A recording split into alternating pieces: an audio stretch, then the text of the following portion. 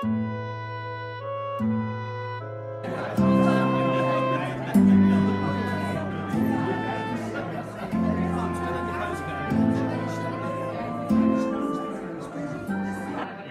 think it's very important because people need literature, they need to have the arts around them so that they can see life in a different way.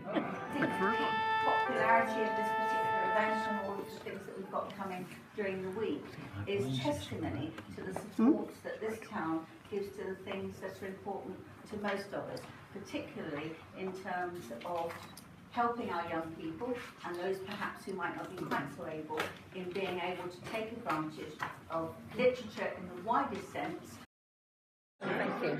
I'm Linda Piggott-VJ, the President of the Rotary Club of Ilminster, but I also happen to be the County Councillor for Ilminster as well. I felt that the Literary Festival was the most marvellous idea. I'm an avid reader myself.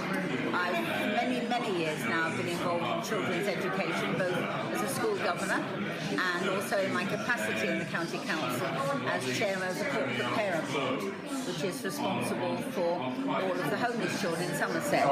And I think the more that we can expose young people, particularly, to literature at an early age, in a non-threatening and in some ways a non-educational role, it's a really great thing, because I think sometimes people forget that learning and reading can actually be quite a lot of fun. So I'm absolutely thrilled that I was able to both provide sponsorship through our Rotary Club and also to obtain funding from Somerset County Council to help make this go this year. And I'm very much looking forward to the fact that we hope it will now become Okay, so I'm Pauline Burr, I'm the Arts Development Officer inside Somerset District Council. Events like this are very important.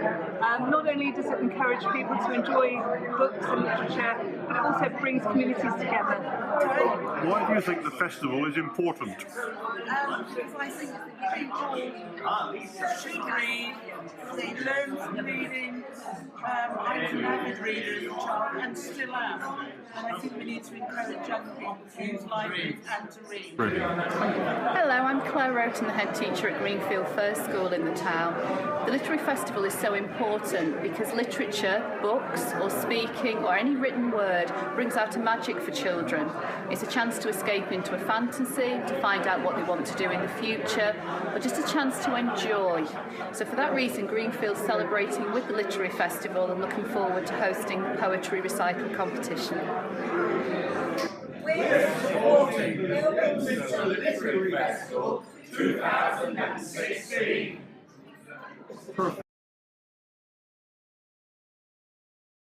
From which you will gather that I'm a great believer in a sense of place. Knowing the town, city, village, countryside, county, region where you live is the first step to loving it. That's why I helped start the Taste of Somerset back in the 1980s, which became the Taste of the West, which is now hugely successful and important in promoting and marketing distinctive West Country foods and drinks. And it's why also I've come to you today hot foot from the Royal Bath and West Show, where I am chairman of what is colloquially known as the cider tent.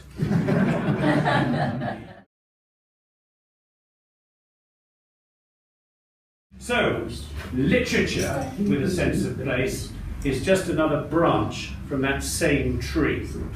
Literature can bring a landscape to life just as a landscape can bring literature to life, which is why I wrote With Magic in My Eyes. And literary festivals such as this one, which expose, explore and celebrate not just the literary history of their areas, but the literary potential, are enormously helpful in giving us that sense of place, that sense of who we are and where we sit in the world. Ilminster has had its great writers in the past. The founder of the Manchester Guardian, the Moderns, who founded Wadham College in Oxford and so on. But it's not, to the same extent, as the Quantocks, famed in literary history. But who's to say that isn't changing even as we speak? There are people out there writing all sorts of stuff, heavily influenced by where they live in this part of Somerset and what it means to.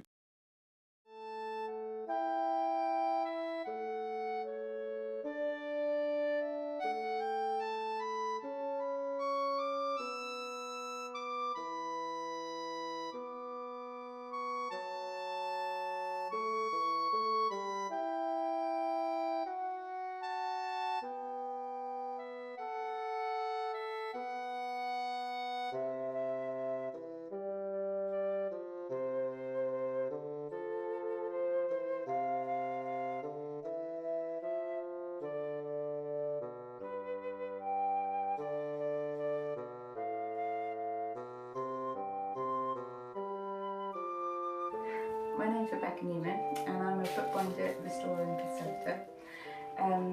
I started bookbinding just by accident really. I went into the local schools and the art college, and then I did my sitting guilds in Bristol and Brunel College. From there I went to Guildford and did my national diploma, and then afterwards voluntary work, and then worked in different binderies. And then afterwards I started off with my own business. I like the fact that I can do all sorts of the binding, from wedding stationery and reports and thesis to the nicer jobs of the restoration, and also the box making and housing the books. If I take this one, for example, these were the original boards. I think they were probably burnt on oil lamps. They were quite far gone, so what I decided is to keep hold of them because it's part of the history of the book, make a little drawer for them, like so, and then pop them in the box, like so. The actual book had quite a lot of repair work needed. If I show you this piece, it holds up to the light a little bit. I don't know if you can see, this is all Japanese tissue, and it had to be repaired because it was all sort of flaking apart. So what I tend to do is damp the original paper with a needle, tease out the fibres, and then same with the Japanese tissue, and then knit them together, and that goes all the way along here, and then in any other holes just pop a bit of Japanese paper over it. Then it all got resewn, and any other repairs needed. You can see some of the repairs where it's slightly lighter colour. After that, got the glues and the linings, and then the hand-stitched headband, and then I decided on a nice calf for the cover with the raised headbands, because this is all sewn on cords. We've got an example here. These are all cords. These can be covered over, so you have a flat back, or you can enhance them a bit and make them nice and raised, like this binding here. And then finally I just did a bit of tooling, got the gold, 24 karat gold with the hand tools, and then along here we've got blind tooling. These are some of the tools I use. Got a fillet wheel, two sizes of the fillet wheels. They've got, this one's got a large line and a large and smaller thickness of lines. They do all the sides, and if you have the smaller one you could do along the bands, but I tend to use separate tools, like this one, which is just one thin line. And then we have different ones which are patterns. These are all brass tools. And then we've got a few more here, like so. And I've just brought in a selection of some of my work to show different people. Again, like the boxes I always make to house the books, so they all fit nice and snug. They can sit in like so, and then sit on your bookshelf nice and tight. This one is one of my favourites.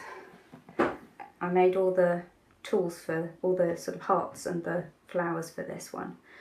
I had the curve separately, and this is all 24 karat gold, but it's all done twice to get a good shine on it. And also I've done a nice double headband, which I quite like. But this is a very, very nice little book I found in a jumble sale for 10p, and so I had to do all the repair work, the dry cleaning, the aqueous cleaning, deacidifying, resizing, repair work, and then start on the binding. So it was quite a big job, but it was fun to do. So that's about me, really.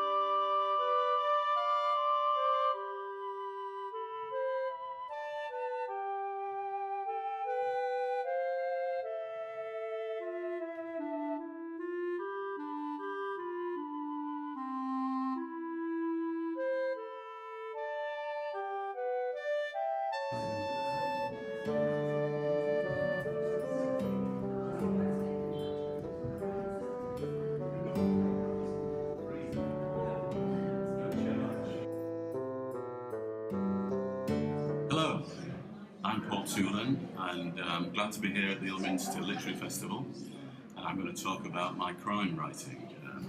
The first book was called A Killing Tree, and the sequel is called A January Killing. Book 3, which will be out this year, is called An Easter Killing. Spot the theme there. I'm very pleased to be here, and particularly at a local festival, because I'm a South Petherton dweller, because I do think reading is so critical to the way we are as human beings. If we do not have literate citizens, what do we have? So that's why I'm here, but also because they're rather good books and you might enjoy them. Thank you.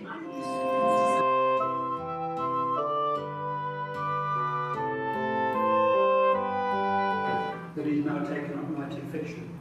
When Brenda first asked me to do the interview, I was willing to do it whoever the writer was and whatever the style of writing that was on offer. I'm not really a great reader of crime fiction, but I can honestly say that I've read both Paul's books with great enjoyment. I found them fascinating, I found them genuine page turners, and dealing with some quite tricky, dark issues at times, but stories told with a real humour, a real eye for detail, and a terrific ear for dialogue. So we all read detectives, we all read wonderful detectives like Rebus and so forth, the wonderful saga Norn from The Bridge on television. There's lots and lots of detectives, we know that, and of course we've got this sense of familiar. You know, we all know detectives set in the mean streets of LA.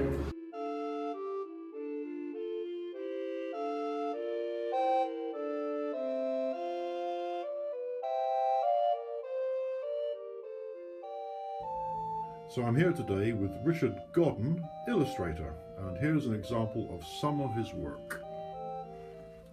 What's this one, Richard? This one here was for Mind in Yeovil. They had a shop and they wanted to put an illustration on the wall, and this was my design. The idea was on the right hand side is where the till would go, and then the idea is because it was Mind is about bleakness and feeling sad within inside, and we needed hope, which will be over the bridge to the other side where there'll be greenery and some form of hopefully future for them. Great. This one here looks like my era. This is a personal illustration for myself. I've been trying to do my own book for many, many years, and this is one of the buildings that comes from this book that I've been trying to do for myself. And the idea is it's on the edge, looking over the mountain range of this particular world that I've come up with and designed, and sometimes I escape to quite a bit in my head. And when you escape in your head, you meet characters like this? Yes, you meet characters like this. This is one of the characters that will be in the book as well. And he's inside the building that we've just come from, because you can actually see the oval windows from behind him. And yeah, he's just some wizard that's in my head that exists. Maybe put a bit of myself, maybe, I don't know. This black and white's totally different. Yeah, totally different. I work in all different formats, colour and black and white, all done with dots and building up and making the darker edges to give you some sort of knowing what it is, you know, of the tree. That was to be in a book using still my lovely designs for buildings, and there will be lettering going in the middle bit. And this dragon? Well, this idea came to me. I was walking down the road many years ago, and I had this dream of that it would be really lovely that a sleeping dragon would be living on just an urban house, and a boy would be walking past and suddenly see it, just like looking up and thinking, what the earth is a dragon doing there on the top of a roof? And that's what that one came to, how that came about. And what about these guys? Now, these characters are from my head. They came from different books, different designs, but they are sort of like dummy boards. A very famous artist called Patrick Woodruff used to make 3D art in a lot of his illustrations, and I thought it might be nice to see if I could do exactly the same. These were just done on ordinary recyclable bits of wood, and then I painted them with gouache, and then I pen and inked over the top of them and then fixed them with ordinary... Well, this is Metamorphosis, which is my book where I can sort of show clients the work that has grown over the last couple of years, where it's changed basically from one particular piece of art into another. This was my front cut, the inside leaf. It's basically about me and how I sort of progressed over the years and my artwork. Different pieces from different designs that I've done for myself and other people. The odd book now and then. But they're illustrations, White Dwarf. This particular dragon I sort of came out with that had rested on the top of a tower. That has featured in another magazine many years ago. Same as the artwork you've just been seeing as well. This was for us at Glastonbury many years ago. We used it as our graphics to go on some t-shirts. Discworld, when I had my chance to meet Terry Pratchett and other characters and other people from the books, and this was my attempt. It didn't get through, but you know, it was my attempt of doing this particular year of the Archimorph. Some other characters that you've seen in my dummy boards that I've used. These are roughs and characters, as you can see there. Some of the pictures and artwork I've done for small magazines and other people. Doctor Who, which I'm lucky to have some artwork shown. And these are my other artwork that I've done over the years. These were done for SSD, Sport and Leisure, to go into brochures, to show parts of the county. I was given the artwork, the pictures, and I was told to turn it into black and white using black and white dots. And these are all the different pieces. And I'm just showing how my artwork's changed. These are illustrations I've done for the odd book now and then. This one's sort of sci-fi about a creature coming out of the UFO late at night. Some scene of another creature going across the mountainscapes. And the end of the book, basically. My name is Richard Godden. I am a freelance illustrator and artist. I was approached to have some sort of help people out doing an illustration workshop at the Literacy Festival. I think it's very important, the Literacy Festival. I'm sadly dyslexic, and which hasn't been a problem for me, but I'm very passionate about books and art and illustration, and for me, sometimes where you can actually see the character helps you read the book easily in my eyes. And I'm a great lover of books, as much as it's very hard for me to read and it takes me a long time. Sometimes I do a lot of audio books, but I think it's very, you've got to, I think literacy festivals are needed. because it makes people feel, because everyone reads in some form, even if it's a tabloid or a book that they've just picked up in a I don't know, a doctor's surgery or something. We all read, we all draw, and I think they both marry each other together. So would you say that literacy is more than just the written word on the page? Yes, it's more so, because actually, when any writer is writing about a character or trying to tell you how that building is made in their book, they would go through describing it through colour, the shape of it, give you how the atmosphere is about the place. If there's smog in the picture or fog, or there's noises in the background like a busy street, and if you're a very good writer, you can actually get that across to your reader.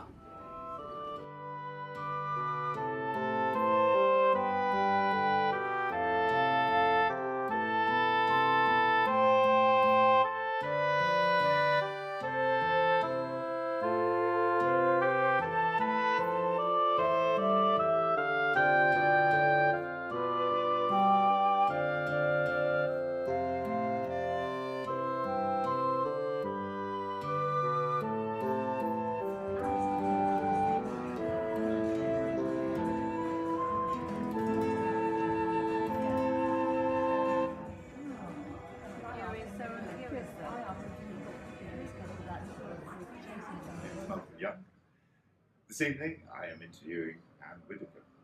I'm looking forward to it very much indeed. Such a splendid lady, constantly able to reinvent herself. I think we're in for a very interesting and entertaining evening.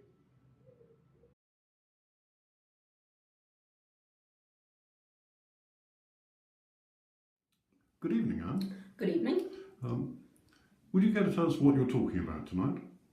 Well, I'm being interviewed, so in a way I don't guide what I'm talking about, which is always an adventure for me, because when I talk I know exactly what I'm going to talk about. But if I understand the interviewer correctly, he's going to start with my early life and work presumably towards Strictly Come Dancing. And then at the end it'll be questions, and it'll be questions that the audience can ask, and it's entirely up to them how many or about what. Lovely, thank you. And why do you think the literary festival is important? Literary festivals are very important. I mean, obviously authors love them because it's a chance to showcase your work. But they're much more than that. They're wonderful for local communities. People can get together. They are very good for small local theatres because they get used. And also, it's just the sheer variety. You may have a detective novelist one day, a historian the next day, a choir the next day. It's the sheer variety that comes into a smallish area in a very concentrated space of time, and it's great fun for the residents. Great. And is this the first time you've been to Ilminster, and have you had a chance to see much of the town? I don't think this is the first time I've been to Ilminster, but Ilminster is, as is everywhere else, I come in, I speak, I go. So much is that the case that I once went to a conference on Lake Geneva, and as I was flying home I thought, that's funny, they said there was a lake there. I had actually been in a hotel overlooking the lake and I hadn't seen the lake, and so no, I haven't seen Ilminster. I would recommend you have a look at the Minster before you go. It's a beautiful church. I'm sure it is. A final question. I've recently taken up salsa at the age of 65. Have you got any tips? Yes, don't take it too seriously.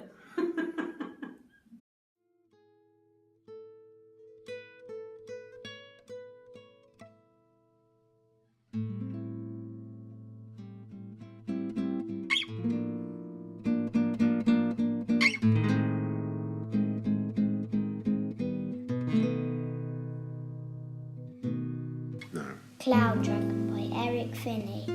There's a dragon in the clouds. Can't you see his open jaws? And the spikes along his back? And his twisty, crooked claws. Look, he's changing shape now. He's wider, not so tall. Trying to fool us into thinking he isn't there at all. But just be patient for a moment and just keep looking in the clouds, and among the misty billows, the cloud dragon will come by. From a Railway Carriage by Robert Louis Stevenson. Faster than fairies, faster than witches, bridges and houses, hedges and ditches, and charging along like troops in a battle, all through the meadows, the horses and cattle, all of the sights of the hill and the plain, fly as thick as driving rain, and ever again in the wink of an eye, painted stations whistle by. Here is a child who gambols and scrambles all by himself, gathering brambles. Here is a tramp who stands and gazes. Here is a green for stringing the daisies. Here is a car run away in the road, lumping along with man and load. Here is a mill and there is a river, each a glimpse and gone forever. So Fergus, what did you like about your poem? I liked about it that it was about dragons, and that all the words went together very well. Do you look at clouds yourself? Yeah, I look at them in the car and they make nice shapes. Thank you. And Emma, what did you like about your poem? I liked that it was very easy to remember, and you didn't need to think when you learned it. You didn't really need to learn it again because it just stuck in your head. Have you been on a train yourself? Yes. Do you think the poem feels like being on a train? Yeah.